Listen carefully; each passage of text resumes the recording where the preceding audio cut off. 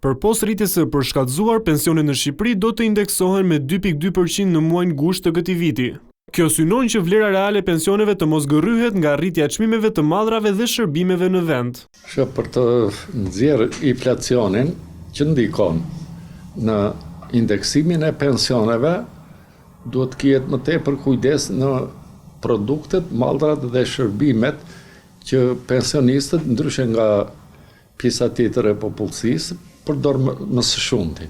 Pra, pavarësisht nga indeksimi i pensionit, kur dalin në treg për të blerë mallra dhe shërbime, ata, si thua, penalizohen, sepse nuk i përgjigjet i njëjti ritëm i ndryshimit dhe inflacionit me atë të ndryshimit të çmimeve në treg. Megjithatë, edhe pse qëllimi i indeksimit është ruajtja e standardit të jetesës së pensionistëve, duhet pritur rreth 6 muaj deri në momentin e zbatimit të tij, kohë gjatë së cilët çmimet vijojnë të rriten.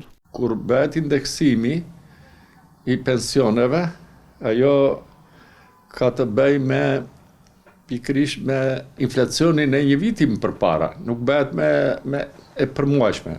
Pavarësisht nga statistikat mujore që nxjerrë stati, kur vjen puna për të nxjerrë pikërisht inflacionin vjetor që quhet, merret i një viti më parë, krahasimisht me atë që është indeksuar një vit më përpara, pra merret vjetore, jo mujore, sepse një muaj mund të ketë ndikimin e vet, sidomos në muajin dhjetor për shembull. Sipas të dhënave të Institutit të Statistikave, grupet e madrave që kanë shënuar rritjen më të lartë të çmimeve janë ushqimet dhe pijet jo alkolike, zëra që kanë peshë vendimtare në shportin e konsumit të moshës së tretë.